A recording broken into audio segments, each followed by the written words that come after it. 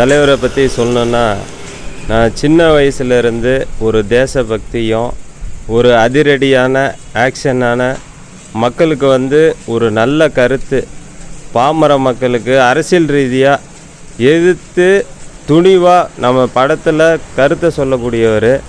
அடிமட்ட மக்களுக்கு சரிசமமாக உட்காந்து உபசரிக்கக்கூடிய நல்ல மனிதர். தமிழ்நாட்டில் சொக்க தங்கன்னு சொல்கிறோம். இமயமலை மாதிரி ஒரு மலை சரிஞ்சது. ரொம்ப வேதனை அளிக்குது, வருத்தம் அளிக்குது, துக்கமாக இருக்குது. செய்தி அர்த்தமாக உள்ளது.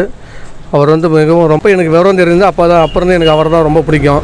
நலத்திட்ட உதவிகளெல்லாம் நமக்கு நல்லா செஞ்சிருக்கேன். நான் ரொம்ப வருத்தம் அளிக்கிறது. தலைவர் விஜயகாந்த் என்றால் அவர் ஒரு அச்சய பாத்திரம். வேண்டாங்கிறவங்களுக்கு உணவளித்து உபசரிப்பது அவர் ஒரு அச்சய பாத்திரமாகவே திகழ்ந்து வந்தார். அவருடைய மறைவு மிகுந்த வருத்தம் அளிக்கிறது.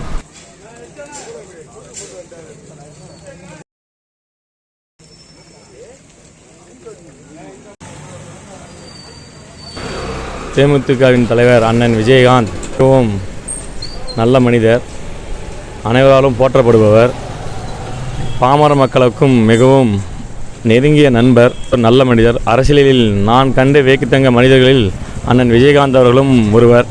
அவர்கள் இறந்த செய்தியை கேட்டு மிகவும் 2 நாள் மனம் மிகவும் துக்கமாக உள்ளது. கலந்து கொண்ட அனைத்து பெரியவர்களும் ஊர் பொதுமக்களும் நம்மளுடைய கேப்டன் அண்ணார் விஜயகுமார் அவருடைய ஒரு நினைவு நாளில் நீங்கள் எல்லாம் ஒரு சபதம் ஏற்றி இதுக்கு மேல் நல்ல ஒரு செயல்பாடு நல்லா இருக்க வேண்டும் என்று கூறி அவருடைய ஆத்மா சாந்தி. தலைவனை தமிழகம் இழந்துள்ளது என்றால் அது மிகையாகாது என்று எல்லோராலும் அன்போடு அழைக்கின்ற மரியாதைக்குரிய தேசிய முற்போக்கு திராவிட முன்னேற்ற கழகத்தின் நிறுவன தலைவர் அவர்கள் அரசியல் கட்சியை துவங்குவதற்கு முன்பாக கலைத்துறையிலே கோலச்சுகின்ற காலத்திலே தலைவர் கலைஞருடன் மிகுந்த நட்புடனும் நேசத்துடனும் பழகினார் என்பதுதான் உண்மை.